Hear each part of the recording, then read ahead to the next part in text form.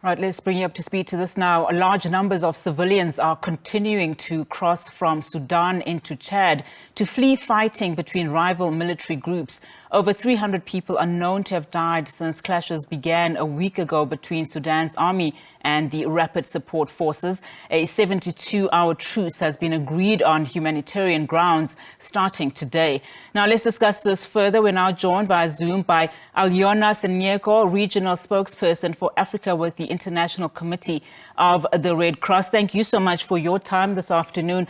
Now, I know that you are currently in Nairobi. Your organization has been operating in Sudan for decades now. Just give us a sense of what your teams on the ground in Sudan are currently faced with, and just the magnitude of this fighting on civilians. I mean, we are even hearing that it is becoming increasingly unsafe for expats who are in that country. The impact of the fighting on civilians has been devastating, because we are talking about intense combats that have been taking place for now almost a week, very close to and sometimes in residential neighborhoods. So people have been stuck in their homes or in other places, in schools, markets, hospitals, unable to go out, unable to get food, to get water. They are running out of everything. Now some are desperately making attempts to go outside, but at great personal risks. The number of civilian casualties, unfortunately, is growing every day. For our teams in Khartoum, it has been an extremely difficult situation, because we are humanitarian workers, so we're supposed to be responding to the humanitarian needs, but we are not being able to move around in the city because the fighting has been going on also very close to our offices.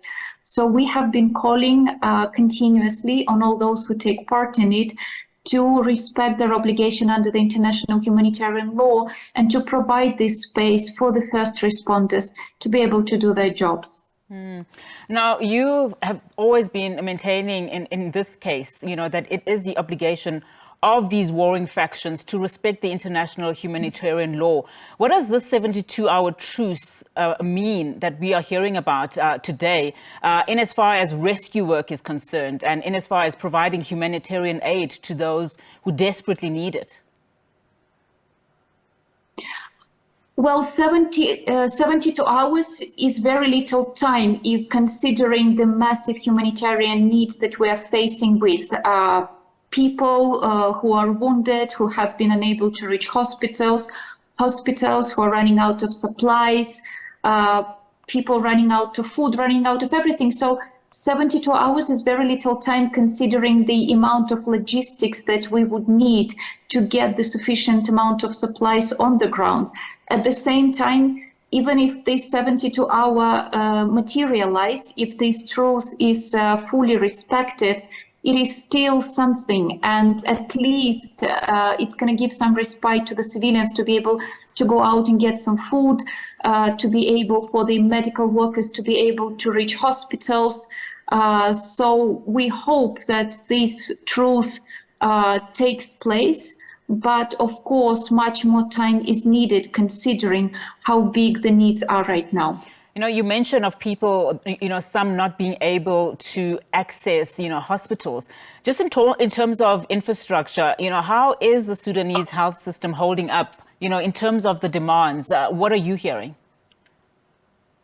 What I am hearing is extremely concerning. I spoke with one of our colleagues from the Sudanese Red Crescent Society, and he said that his biggest fear right now is that the healthcare system in Sudan is on the verge of collapse.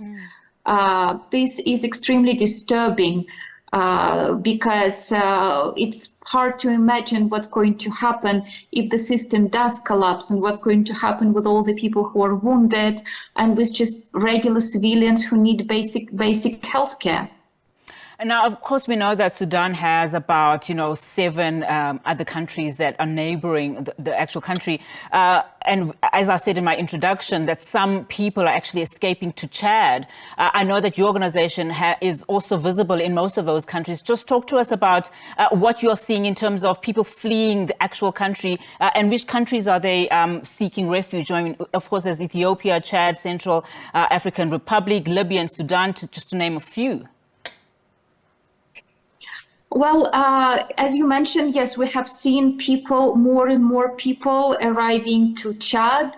But we should not forget that in this region, where so many countries, they have been facing their own challenges and their own conflicts and problems with political stability. Actually, Sudan was considered for a very long time a safe haven where people were escaping to find refuge. So Sudan itself is hosting about 1 million refugee population, which is some of the biggest on the African continent. And it's difficult when you look around the countries that you have listed. The situation in those countries is very difficult for the local population.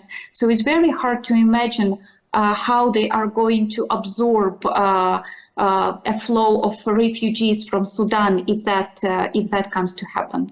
I know you spoke a little bit about this 72-hour ceasefire that we are hearing, or at least truce that we are hearing, and your indication that it should be a little bit longer. But in reality, we know that these are warring factions could last much longer. What will happen, in that country, to the people of that country, and particularly the foreign nationals who are also stuck in that country, should the 72-hour ceasefire not occur?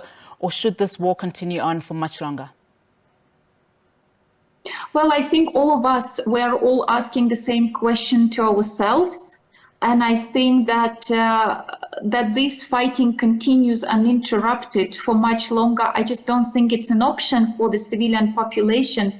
The civilian casualties are becoming unbearably high, and people just need this respite. They need this truth.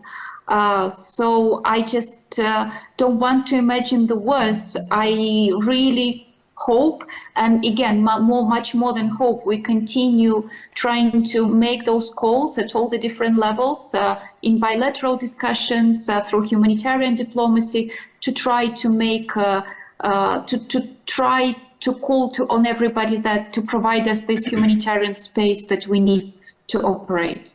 Alyona, thank you so much for your time this afternoon. Really do appreciate it. That was Alyona Synenko, and she's coming to us from Nairobi. Of course, she's a regional spokesperson for Africa with the International Committee of the Red Cross.